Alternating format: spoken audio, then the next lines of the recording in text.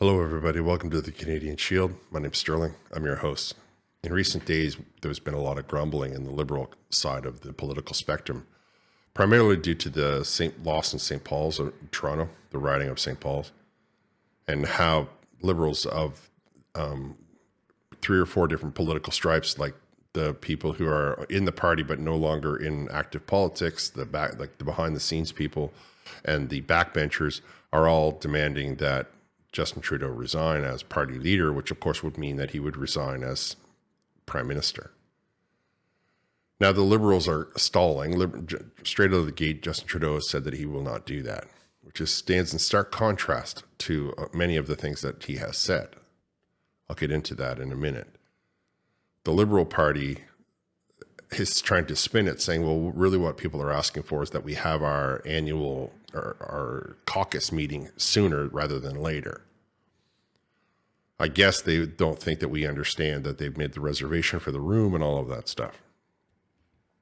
However, before I go any further, I'm going to let you listen to this little clip, and then I will give you I will shed some light on the reality of it. With growing calls for the Prime Minister to step down as leader. As the Prime Minister embarks on his summer barbecue circuit, there are increasing concerns within his own caucus about the party's future. CTV News has confirmed with at least 3 MPs who support the need for an in-person caucus meeting sooner than later. Certainly some kind of dramatic change is needed to try to improve things, and it's just a question of how much can be improved and whether a new leader, a new team, new ideas are enough to do that. Those are all open questions. As calls grow for their leader to step down, Wayne Long yesterday became the first sitting MP to join a growing list of Liberals to speak out publicly. What started as quiet whispers about the Prime Minister's future have quickly been amplified. So you right out of the gate, you know that there's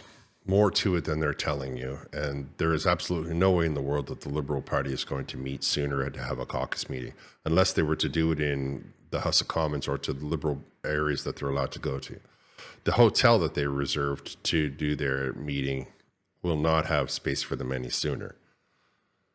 Justin Trudeau, like I said, has said that he refuses to resign, which is odd when he tells 3 or 4 French newspapers that he thinks about resigning all the time, that when he goes for the sympathy vote and says, oh, well, when my wife and I were having problems, I thought about that I shouldn't be the Prime Minister of Canada anymore.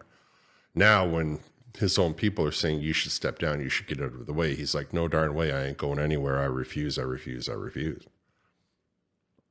Which makes me think that when he says that to the French newspapers that he wants to quit, or when he says that about when he's going through the troubles with his wife, that was just not true. Because if he was really feeling that way, wouldn't he take the earliest opportunity to get out? Because now if he resigns, he's doing it because his party demanded it of him and he can leave with saving some face. Whereas before, if he resigned, it was because he was a fiasco. I'm not 100% convinced that he wants to resign. I think that somebody with an ego like that, the narcissism, as some people call it, that he clearly possesses, would not allow him to surrender the joy that he receives from people clapping and applauding far outweighs any of the problems that he has incurred on Canada as a whole. And for those of you that are thinking, well, as soon as he does it, everything will go wonderful and fuzzy. There's a process to this happening. And typically will say, well, the Liberal Party will say, well, what we're going to do is we're going to appoint an interim leader, just like you saw when the Conservatives were selecting Pierre Poilievre. So they'll say, well, we'll select an interim leader. And then there will be, well, we got to get together at a time, we could probably resolve the whole thing within 90 days. Which, if they waited until the fall to resign, like to the next sitting of the House to have him step down as party leader, they could then, in theory, push the entire thing right into January before it became, okay, now we've selected a new leader, let's call an election. Of course, there would be a lot of, there's no guarantee that they would call an election either, right? They could really stall and delay and run the whole thing. So all it would mean is that Justin Trudeau is out of the way. But as for you, any of us out there that are not necessarily far left leaning like the Liberal Party, when you think about the Liberal policies, why do you figure that Justin Trudeau is the one that's, I get that he's the one that's getting credit for it only when it's going his way. When it's something bad, they throw somebody under the bus. But the overlords of Justin Trudeau are the people in Europe that have driven the entire Western world to the brink of collapse. Do you really think that Justin Trudeau come up with these ideas on his own, or is he just a puppet that's doing what he's told? I mean, think of all of the times that you've seen Justin Trudeau get up and talk without using a piece of paper in front of him, and how many times that has resulted in a disaster for the Liberal Party, a disaster for Justin Trudeau. I myself have got, a few dozen videos of him talking foolishly because he doesn't have pieces of paper in front of him to tell him exactly what to say. And we know that the Liberal Party message is exceedingly controlled. We know that they have those teleprompters wherever they go. So I don't know that he's necessarily being anything other than a scapegoat at this point. I think the loss of St. Paul's has shocked them to the point where they think that, oh no, if we lose the city, this party is going to vanish. And they're throwing Hail Marys in desperation in an attempt to make you think that somehow they're going to turn it around. But I don't believe that they're going to turn it around. I believe that the policies are everywhere in the Western world, and the people that are pulling the strings are not the people that we voted for. And I think that that's where much of the foreign interference comes from that we've been talking about. Now, I can't prove any of that about the foreign interference, but I believe it to be true. I mean, I get that there are some countries that are going to have political aspirations on Canada, but in reality, there's only really one that sticks out into the fore of my mind.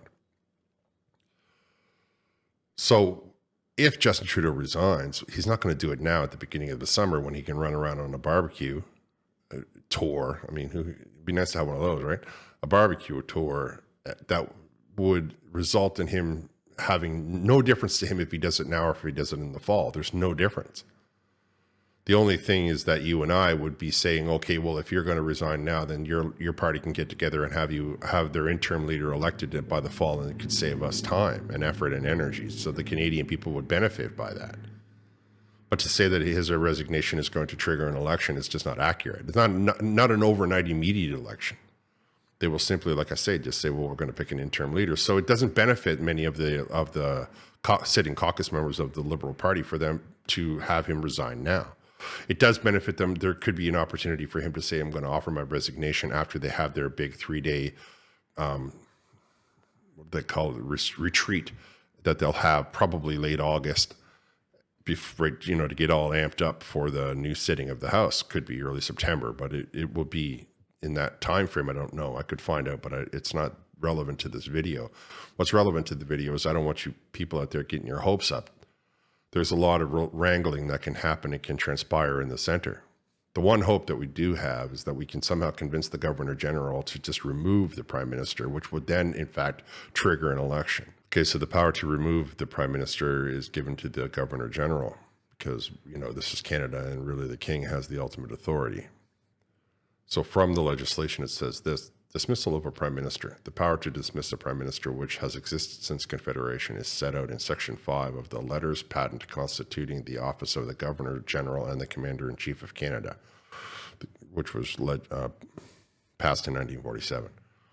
It is among the discretionary powers and prerogatives of the Governor General. In Canada, this power has never been exercised at the federal level, and it has not been exercised at the provincial level since 1903. The United Kingdom, no Prime Minister has been dismissed since 1783. In Australia, it was 1975. The Governor General impeached the Prime Minister because of constitutional crisis between the House of Representatives and the Senate. Now, they have an elected Senate in Australia, so the circumstances that might give rise to dismissal have nevertheless been the subject of considerable academic debate. Now, that's taken from the House of Commons procedural documentation.